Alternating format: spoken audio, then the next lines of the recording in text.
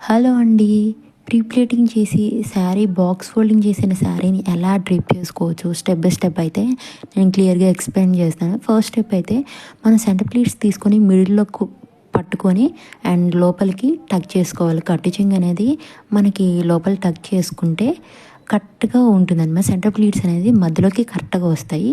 And మొత్తం టక్ చేసేసుకున్న తర్వాత సెంటర్ ప్లీట్స్ని మధ్యలోకి పట్టుకొని అక్కడ సెంటర్ ప్లీట్స్ అయితే వదిలేయాలి. వదిలేసిన తర్వాత అండ్ లెఫ్ట్ సైడ్ నుంచి ఒక రౌండ్ చుట్టుకొని మన చెస్ట్ ప్లీట్స్ అనేది షోల్డర్ మీదకి వేసుకొని షోల్డర్ దగ్గర అయితే ఒక సేఫ్టీ పిన్ అనేది మన లెంత్ చూసుకొని పెట్టుకోవాలి. ఆల్రెడీ మనం మెజర్మెంట్స్ తీసుకుంటాం కాబట్టి షోల్డర్ దగ్గర అయితే ఒక పిన్ పెట్టేసుకొని చక్కగా ప్లీట్స్ అనేది అడ్జస్ట్ చేసుకొని అండ్ ఇప్పుడైతే లెఫ్ట్ సైడ్ నుంచి శారీని నీట్గా లాగి బెల్లీ దగ్గర సేఫ్టీ పిన్ అనేది పెట్టుకోవాలి.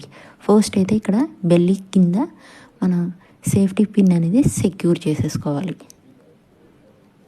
మనమైతే ఇక్కడ ఫాల్స్ దగ్గర కింద మనం శారీ ప్రిప్లేటింగ్ చేసినప్పుడు సేఫ్టీ పిన్ ఏదైతే పెడతామో అవి తీసేసుకోవాలి. మనకు నడిచేటప్పుడు కాళ్ళకు అడ్డుపడుతుంది కాబట్టి ఓన్లీ ఆ పిన్స్ అనేది తీసేసుకోవచ్చు. పైన సెంటర్ ప్లీట్స్కి పైన నుంచి ఉన్న 2 పిన్స్ ఉండుకోవచ్చు అండ్ కింద మాత్రమే సేఫ్టీ పిన్స్ 2 తీసాను నేను. అండ్ ఇప్పుడైతే సైడ్ ప్లీట్స్ అయితే అడ్జస్ట్ చేసుకుంటున్నాను. నాకైతే టోటల్ 5 సైడ్ ప్లీట్స్ వచ్చినాయి. అండ్ మీరు కూడా నీట్గా అలా సైడ్ ప్లీట్స్ పెట్టుకొని అండ్ ఒక సేఫ్టీ పిన్ అనేది పెట్టేసుకోవాలి. పెట్టుకున్న తర్వాత మన సెంటర్ ప్లీట్స్ని లోపలికి టచ్ చేసుకోవడం అంతే. మనం ప్రీ ప్లేటింగ్ చేసిన శారీని ఇలా నీట్గా డ్రేప్ చేసుకోవచ్చు అనమాట.